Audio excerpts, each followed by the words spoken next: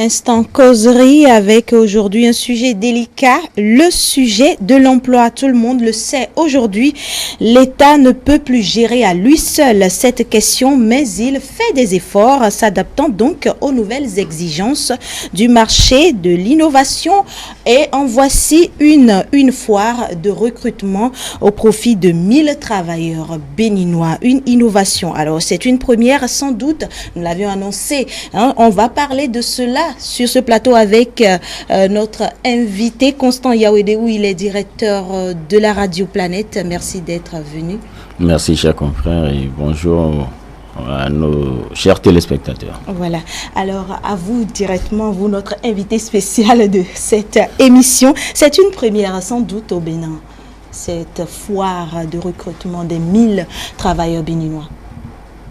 Oui, foire de recrutement, vous le dites, c'est une innovation. Je n'en ai jamais entendu parler. Je ne sais même pas de quoi cela retourne, mais c'est pas. Est-ce que c'est une opportunité pour les jeunes d'aller se faire recruter directement ou publiquement? Je ne sais pas si c'est cela. Je crois que c'est une bonne chose parce qu'aujourd'hui la demande de l'emploi est tellement forte dans le pays que quand on lance juste un petit appel à candidature pour recruter une vingtaine de personnes, vous vous surprenez de voir des milliers se bousculer à la porte. Et si une opportunité est telle que 1000 jeunes peuvent être recrutés, je dirais que c'est une innovation, une bonne innovation. Constant Yaouedéou, quel est votre regard par rapport à ça? Non, je crois que quand on parle d'innovation, c'est que nous n'en avons pas l'habitude. Et si ça vient chez nous, c'est que ça existe déjà ailleurs. Les gens ont fait l'expérience, ils ont compris que nous en avons besoin. Et donc, une innovation qui règle le problème d'emploi, je crois que ça rentre dans le cadre de la vision des autorités qui, à chaque fois, font de l'emploi leur cheval de bataille, mais restent souvent dans le cadre classique, ce qui fait que c'est la même chose que nous répétons chaque année, chaque régime et tout ça. Donc, avec le programme qui nous a été annoncé et aujourd'hui les chantiers qui s'ouvrent, si on commence par parler de cette innovation, je crois que tout rentre dans la même ligne. C'est vrai que vous l'avez dit, avant tout se faisait de façon classique, un peu plus de paperasse, peut-être après un petit entretien, mais là, effectivement, la fois, ça suppose vraiment la présence de celui qui a à vendre l'emploi et notamment le demandeur de l'emploi, un contact direct sans doute, un instant d'exhibition et surtout pour pouvoir convaincre directement. Ça nécessite de nouveaux réflexes chez les jeunes.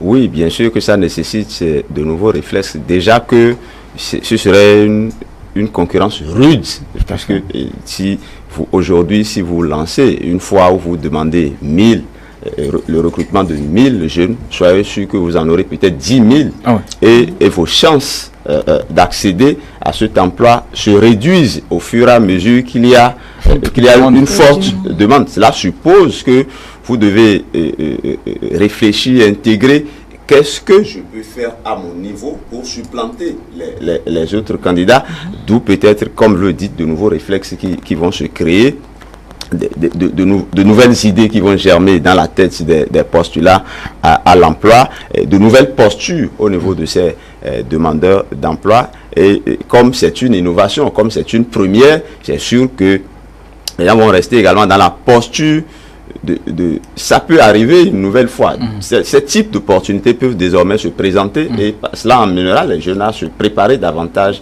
à ce genre d'opportunités. Puis c'est, comme l'avait dit, ça induit de nouveaux réflexes, de nouveaux comportements. Ce n'est plus qu'il faut aller, ce que nous disons, j'ai l'honneur, il faut faire des demandes d'emploi, mais cette fois-ci, c'est que vous irez directement au contact de l'employeur, disons. Cela vous emmènera peut-être à ne plus rester dans la paperasse, mais à développer certaines attitudes pratiques. C'est vrai qu'on était trop attaché au diplôme. Là, ça, on risque d'assister même aux séances de démonstration de qu'est-ce que je sais faire. Oui. Ah oui, parce qu'on est trop attaché au diplôme. Et on ne va pas s'éloigner des diplômes. Mais ça amène aujourd'hui à revoir la qualité des diplômes. La qualité des diplômes, qui ne doit plus être des diplômes assez théoriques, mais des diplômes très pratiques. Et nous avons, je parlais tantôt de la manière classique dont les choses traditionnelles, je vais dire, dont les choses se passaient, parce que c'est l'État qui employait. Mais ce n'est pas encore très clair dans les esprits. Et je crois que c'est à partir de ces genres d'initiatives que ça doit commencer. J'ai suivi une fois sur une chaîne étrangère, je crois, c'est une chaîne canadienne, où ils faisaient de la publicité à la télé pour inviter à être employeur de l'État. Un ministère, je crois, c'était le ministère du Travail, qui voulait recruter un personnel, et on montrait le bureau, ça tournait, les fauteuils, montrait le luxe dans lequel on veut avoir quelqu'un. On veut avoir quelqu'un. Vous voyez, ça veut dire qu'ailleurs, voilà, les gens n'accourent pas vers l'administration publique. Vers l'administration publique. On fait de la publicité pour qu'on vienne travailler dans l'administration publique, parce que personne ne veut travailler dans l'administration publique. On miroite l'administration publique. Mais je n'avais rien compris. J'ai dit, mais quoi, qu'est-ce que... Le seul avec qui j'étais, lui, il a fait l'extérieur. Il a dit, non, c'est comme ça. Travailler pour l'État, c'est s'appauvrir. Non, les gens n'aiment pas travailler pour l'État. Donc, l'État demande... Or, ici, dès qu'on dit l'État veut recruter 2 personnes, nous avons 3000 dossiers. Vous voyez, donc, ces genres d'initiatives avec... les chantiers qui s'ouvrent de part et d'autre, pas nécessairement les chantiers d'asphaltage, il y a les chantiers dans tous les domaines, et où on a besoin d'intellectuels pour pouvoir répondre à certaines choses, forcément. Donc il faut la qualité, il faut le niveau. Donc ça va permettre aussi d'orienter aussi les jeunes dans les secteurs porteurs, pour que désormais ils sachent que il y a plus de sous-métiers, que même le vulcanisateur, s'il sait bien le faire, il peut être engagé au garage central pour aller travailler. Mais quand il ne sait pas bien faire, on ne peut pas. Donc c'est ailleurs, c'est ici qu'on pense que c'est seulement rester dans le bureau qui vaut la peine, qui vaut la peine, vous pouvez pas être mécanicien et être riche, vous pouvez pas être à l'aise, il faut porter veste forcément, il faut porter cravate forcément pour montrer qu'on sait faire quelque chose. Non, je crois que c'est des initiatives qu'il va falloir multiplier pour amener les jeunes à s'adapter réellement aux besoins. Parce que les bailleurs font, ou les investisseurs, je voulais dire, font beaucoup d'enquêtes. Tout à fait. Ils font beaucoup d'enquêtes, ils ne nous le disent pas, mais ils font d'enquêtes. Mais est-ce que si j'installe cette usine-là, dans ce pays-là, est-ce que j'aurai la main-d'œuvre facile? S'il faut aller importer la main-d'œuvre de la Côte d'Ivoire pour venir travailler dans son usine au Bénin, aller l'installer en Côte d'Ivoire. Donc vous voyez, il va falloir que, avec la vision que commence par avoir, l'ambition que commence par avoir nos dirigeants aujourd'hui, que le besoin de l'emploi soit orienté de formation, soit orienté dans ce domaine. Gaspard Djamoussi voulait réagir? Oui, réagir en disant dans un premier temps que c'est une initiative qui doit inspirer également les entreprises béninoises à emboîter le pas à cette manière de faire. Et ensuite dire que c'est pas seulement au niveau de les demandeurs d'emploi, que cela va induire un changement. Cela peut également induire un changement au niveau des centres de formation qui doivent désormais commencer par adapter la formation qu'ils veulent donner à ces jeunes-là, à cette nouvelle manière de faire pour qu'il y ait une adaptation, une adéquation plutôt. D'ailleurs, vous avez raison, le meilleur réflexe effectivement pour les centres, c'est d'être aussi présent pour voir ce qui est plus demandé. Absolument, tout à fait. C'est ce que je voulais justement préciser. Voilà. Mais par le passé, Constant Yaoudéou, voilà, par le passé, nous avons remarqué qu'il y avait des postes en attente. D'ailleurs, tout à l'heure, vous aviez dit dans votre intervention qu'il y avait de la publicité qui se faisait pour des postes au niveau de l'administration. Mais aujourd'hui, les jeunes sont en train de s'inventer pour trouver une issue. Pourquoi tout ça? Oui, parce qu'on n'a pas anticipé.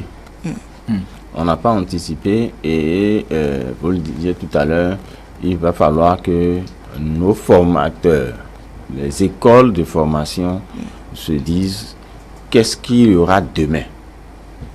Quand vous voyez autant de choses, d'espace vert que nous avons dans le pays, nous n'avons pas suffisamment d'agronomes, malgré l'âge des lycées. C'est maintenant que les lycées ont commencé par se multiplier.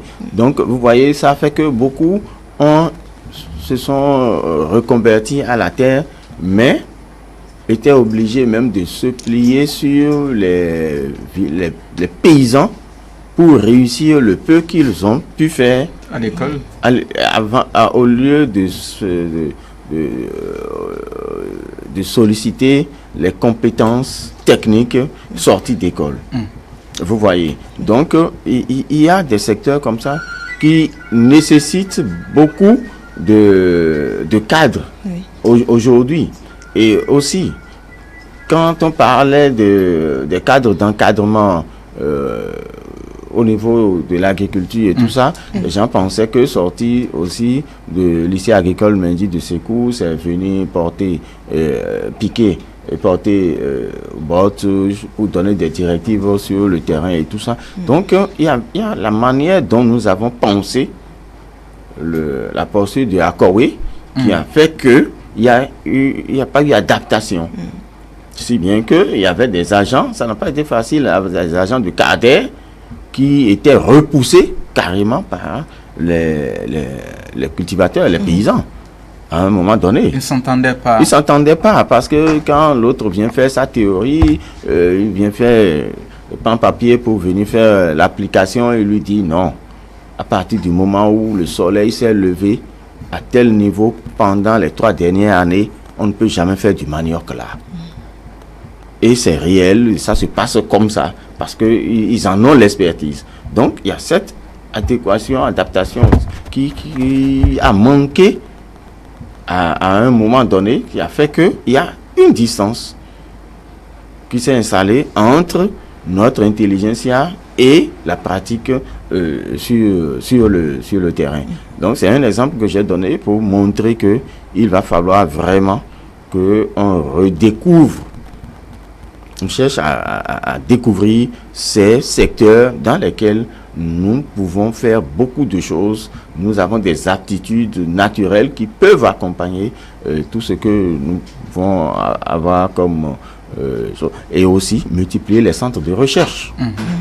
C'est surtout ça. Multiplier les centres de recherche avec aujourd'hui les mouvements que nous avons au niveau de l'écosystème. Tout ça, il faut des adaptations. Au jour le jour, il faut qu'on soit vraiment dynamique, sinon on ne pourra vraiment pas suivre. C'est vrai que la conception donc de l'école, la conception même de l'emploi chez le Béninois pose un gros problème et qu'on a une déconstruction à faire par rapport à ce qui est déjà conçu. Parce que là, avant-hier sur nos antennes, un cadre donc du ministère de l'Environnement parlait pratiquement des expertises au niveau de l'asphaltage, expertise que l'État et les entreprises donc en charge des travaux ont dû en réalité aller importer. travaux manuels, pour le Béninois, ça passe mal. La presse, sans doute, et la société civile dans son ensemble a un travail de déconstruction et de reconstruction de nouvelles idées à faire. Moi, j'estime que la déconstruction se fera d'elle-même. Parce qu'aujourd'hui, vous savez, l'homme s'adapte à son temps et aux opportunités qui s'offrent à lui. Vous l'avez dit, entre-temps, quand vous allez à l'école, c'est que je veux devenir Akoué, je veux devenir un fonctionnaire, il me faut un bureau. Mais vous allez constater que de moins en moins, les gens ont le réflexe de se faire recruter dans nos administrations. Parce que ce temps est un peu révolu où les gens, aujourd'hui, s'ils ne pensent pas à créer son entreprise, c'est qu'ils pensent à travailler dans une banque de la place ou dans une structure privée qui paie souvent mieux que l'administration publique béninoise. Donc les gens ne pensent plus à forcément faire carrière dans l'administration. Et par rapport à ce que vous avez dit, si de plus en plus les opportunités s'offrent dans les filières dont vous avez parlé et que c'est bien payé et que vous avez la possibilité de faire une bonne carrière, je pense que les gens vont se glisser tout doucement vers ces opportunités-là. Et tout à l'heure, nous avons parlé des demandeurs d'emploi, nous avons parlé des entreprises ou des écoles de formation. Il faut également que l'État crée les conditions pour que justement que ces brèches-là soient empruntées par la jeunesse qui n'est qu'en quête d'un mieux vivre et d'opportunités. Je pense que si ces opportunités-là s'offrent et que c'est de bonnes opportunités, on n'a même pas besoin d'aller laver le cerveau de quelqu'un ou de déconstruire quelque chose en quelqu'un pour que la personne se dirige naturellement parce que, comme on le dit souvent, qui ne veut pas de bonnes opportunités, qui ne veut pas bien vivre, qui ne veut pas avoir ce qu'il y a de bien. Est-ce que ça s'annonce, c'est-à-dire cette déconstruction-là, cette adaptation, est-ce que vous commencez par lire ça chez les jeunes notamment? Je vais répondre par oui et par non. Je répondrai par oui, parce qu'aujourd'hui, tel que je l'ai dit, s'il y a de bonnes opportunités, les gens vont naturellement vont s'engouffrer dans cela. Mais en même temps, aujourd'hui, c'est peut-être, tel que vous l'avez dit, c'est peut-être un fait social. Quand vous avez dit asphaltage, les gens trouvent que c'est dégradant. C'est la société. Quand vous faites ce type de travaux, quand bien même vous êtes bien payé, les gens ont une perception de ça qui ne vous permet pas de vous épanouir. Vous vous dites, je suis bien payé, mais les gens perçoivent mal mon emploi. C'est peut-être à ce niveau qu'il faut faire un certain travail. C'est pas forcément au niveau des jeunes diplômés, c'est pas forcément au niveau de ceux qui veulent aller vers ce type de métier, mais c'est la perception que l'opinion... C'est une question sociale. Absolument, que les gens pourront avoir de ça qui peuvent ralentir quelques jeunes. Constant Yawedeou. Oui, je crois que le problème, tel qu'il l'a dit, la construction va être un peu difficile dans la tête des jeunes, parce que avoir aussi l'environnement socio-culturel, ou l'environnement culturel, je vais dire aujourd'hui, dans lequel évolue la jeunesse, il y a beaucoup de mimétisme. Et on pense que nos réalités sont les réalités des autres, donc on importe ce dont on ne connaît pas l'origine et tout. Donc psychologiquement, il y a un problème au niveau de la jeunesse. Mais dans le temps, vous avez vu même avec les phénomènes de gailles et autres, c'est une bonne frange de la population, de la jeunesse, qui s'est donné une autre vision de la réussite. Un peu accepté par la société, un peu. Bon, donc, pour aujourd'hui ramener ces jeunes à des situations plus concrètes, c'est qu'on est obligé de les bousculer. C'est pour ça qu'il revient à l'État, tel que nous sommes en train de le constater, d'oser, de forcer.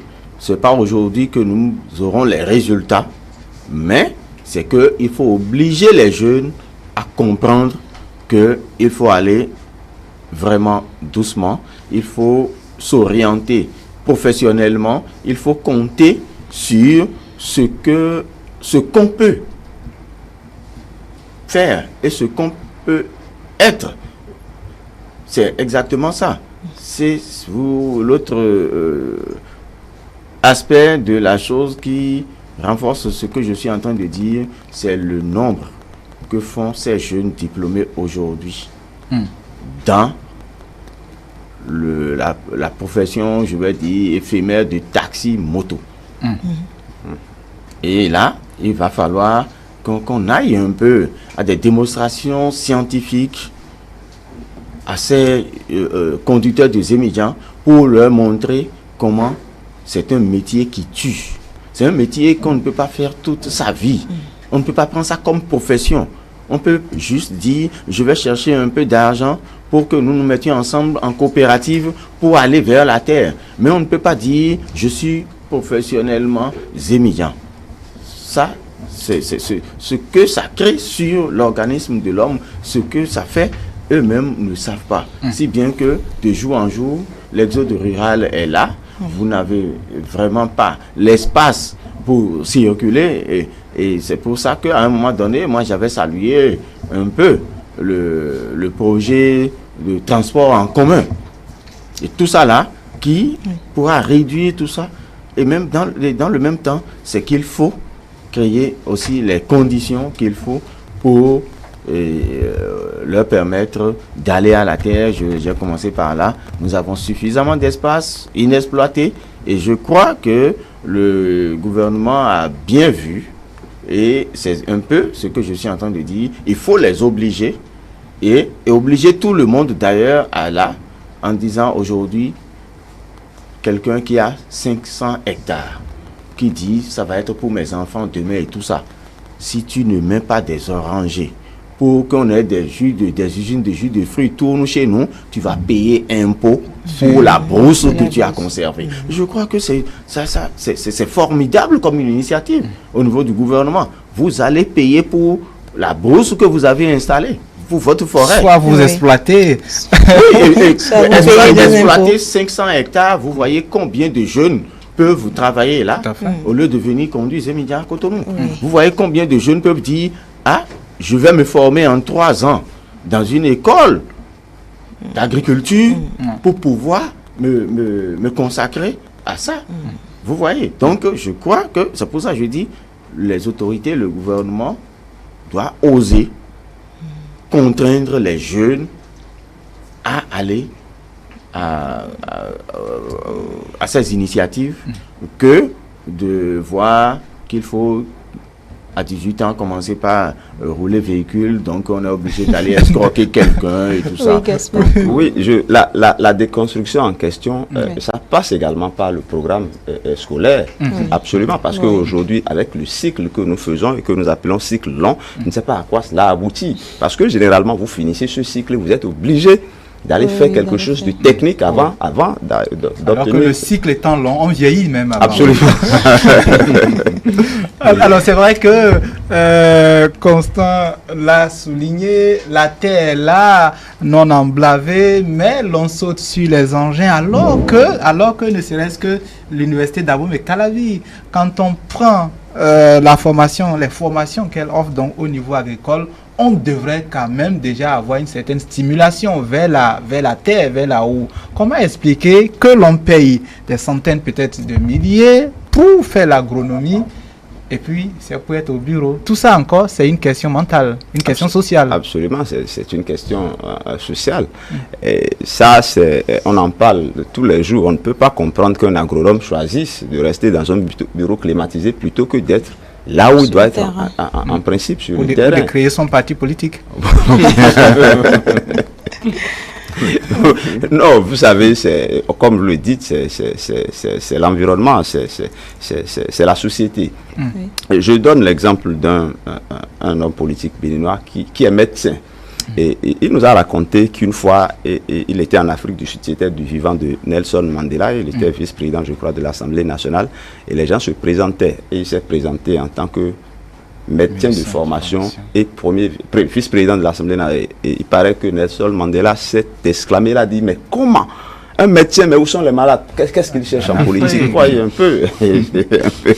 Il ne comprend pas que quelqu'un qui a une telle formation ne puisse pas exercer, se retrouve en politique. Malheureusement, c'est le cas chez nous, où les gens pensent qu'il y a beaucoup d'argent en politique, qu'il y a beaucoup d'argent ailleurs que là où il faut être. Constant Yaouidéou, la question, donc vous avez raison, la question de la déconstruction, surtout au niveau des intellectuels, parce que c'est pas forcément le bas peuple, hein, comme non, c'est au niveau surtout des intellectuels. Oui, au niveau des intellectuels, et à commencer par les enfants même de ces intellectuels, qu'ils orientent pour être utiles ailleurs qu'au Bénin. C'est d'abord ça, l'orientation, puisque eux, ils ont compris. Et ils font tout pour que leurs enfants réussissent. Et c'est eux qui orientent les enfants dans des secteurs qui soit sont déjà des secteurs saturés ou des secteurs qui amènent les autres à se dire, s'il a orienté son enfant vers là, moi aussi, je dois aller. Le suivisme fait que tout le monde s'aligne vers là où il ne faut pas aller. Je connais un jeune qui a demandé à son père que si il ne peut pas lui payer une école d'agriculture, que lui, il ne va plus aller à l'école. Il va plus aller à l'école où il va devenir instituteur, parce qu'il veut faire une profession qui va lui permettre de rester au village. Parce que le papa des terres, et comme il a vu la guerre, que d'autres se sont livrés jusqu'à se donner la mort, il a dit, de ton vivant, je dois pouvoir commencer par exploiter. Et ça fait que le papa a été obligé de tout faire pour qu'il fasse l'agronomie. Bon, il n'a pas pu aller à l'université, mais il a dit, même si on veut, après avoir fait le cycle secondaire en agriculture, qu'on peut toutefois continuer les études plus tard. Donc, même après son bac, il a préféré ne pas aller à Calavi, mais s'orienter vers les écoles à l'intérieur pour pouvoir évoluer. Mais je ne peux pas vous dire, depuis 5 ans qu'il est sorti, ce qu'il a déjà réalisé aujourd'hui, je peux pas vous le dire. Ça va faire école dans son entourage, vraiment. Et c'est la déconstruction qui commence. Donc la déconstruction donc de ces attitudes-là que dont nous avons hérité pratiquement nous plus jeunes. J'espère que la presse va prendre le leadership dans ce débat-là pour changer les mentalités. C'est ce que d'ailleurs vous faites déjà vous, les aînés dans ce métier-là. Merci beaucoup Gaspard.